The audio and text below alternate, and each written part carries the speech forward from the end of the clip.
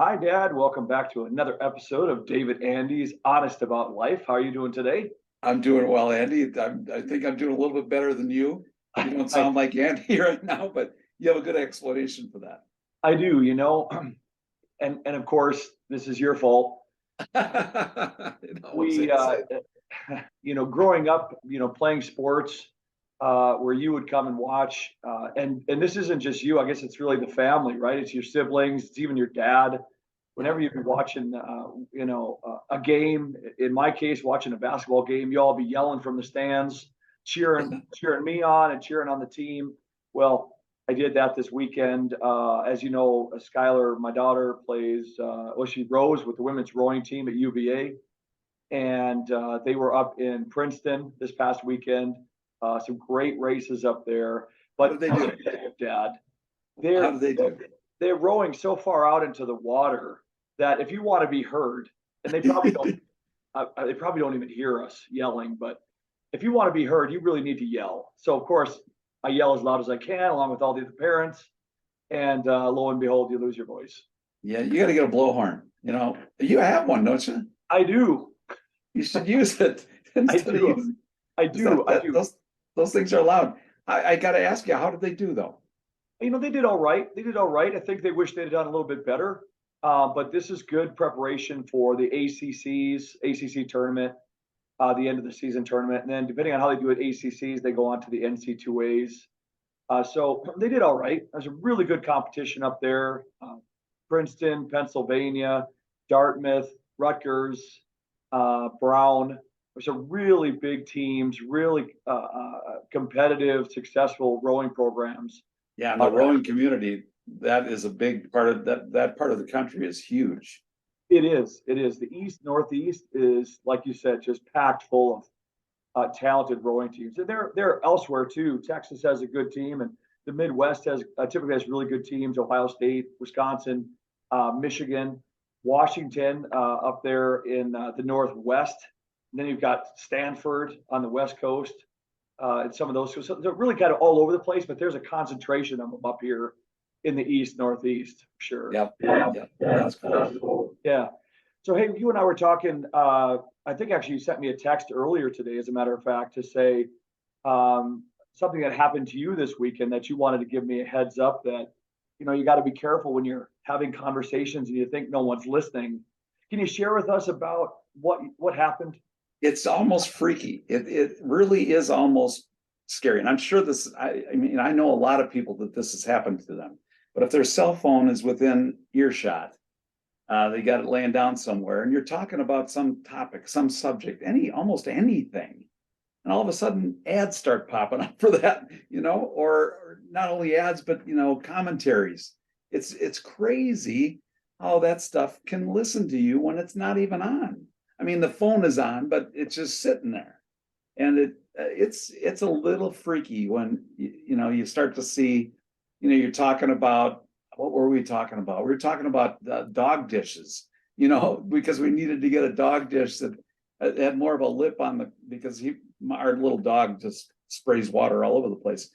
And so we were talking about dog dishes. And lo and behold, Petco or some company pops up with an ad for a dog dish. And I go, what the heck? How do they know that stuff? I mean, it's kind of scary what, AI, it's all about, computerized stuff. It's worrisome, isn't it? A little bit, because now you think of when you mentioned that to me, I saw your text message. I got to thinking, how many conversations have we been talking about finances, or have we been talking about some other personal, topic? And It's all, that's what I think about when you're talking about, being listened to, being heard. And so it's one thing to receive ads for dog dishes, but it's another thing to all of a sudden, be concerned about your bank account. yeah. Oh, totally. And it's Big Brother. It's somebody. I don't know how they do this, but your government can be listening to you. And is that right? I don't know. I prefer when I think I'm talking in private, I prefer it to be that way. Some anonymity, and I'm sure you're not alone, right? There's a lot of us that are worried Oh, about our privacy and I think that's happened to, I mean, I've talked to a lot of people that has happened to. And so it's real, but I still don't get it. I still don't understand how it does it, without being on a conversation with somebody, it can actually listen in, that's weird. I don't, and we thought this was going on, but it sounds like your experience this past weekend that left no doubt in your mind that this is happening. None, absolutely none. And it wasn't just ads, it was commentary, political stuff would pop up because it senses that you're on one side or the other. And, it's just, it's gone a little too far. Yeah, I'm sure. Yeah, for sure. Sure. There's whole political parties out there dedicated, right, to keep this sort of thing from growing even bigger. Yeah. What do you think? I mean, that's never happened to you? I find that surprising that you've never noticed that. I think it has, but not quite as blatantly as it did for you this past weekend. I think it has.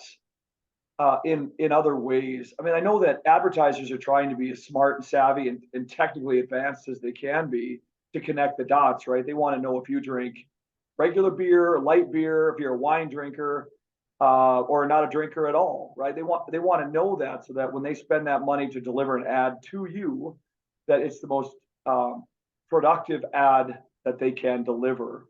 And so it makes sense that they would explore and develop technologies, right, that are paying attention to what you're saying. And I know that what is that little device that everybody has on their countertop? You say Siri, not Alexa, Siri. Alexa, turn on Spotify. Yeah. And to whatever I like, oldies, 70s. So, yeah, that's listening to you all the time.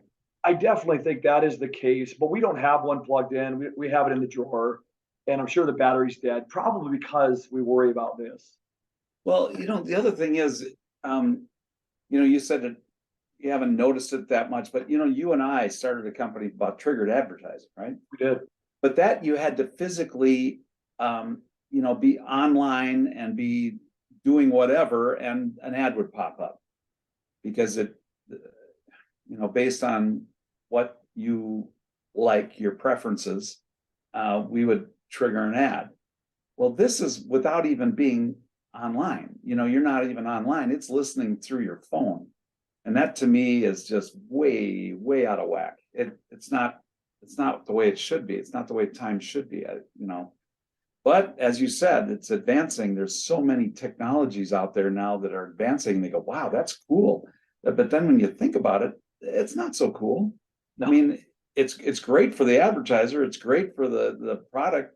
But, well, I tend to, if something like that does happen, which it did this weekend, I don't want to go there. I just say, you know what, I'm not, if you're doing this, I don't want you. I want to go and find stuff for myself, Right. Yeah, you have a real negative reaction to it, and that makes a lot of sense. You're turned off by that.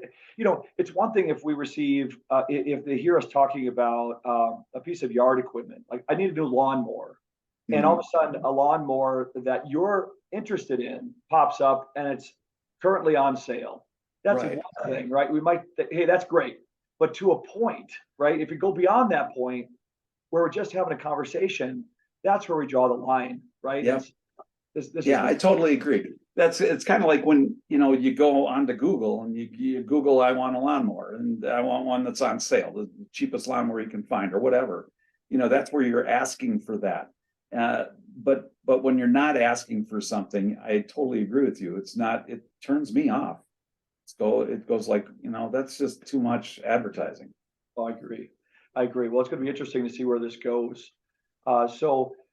Let's end this session, Dad, and thank you again. It's always wonderful to get your experiences, right, and to find out how you're experiencing some of this new technologies that we're all going to be dealing with here shortly. So I appreciate that, and wonderful to see you.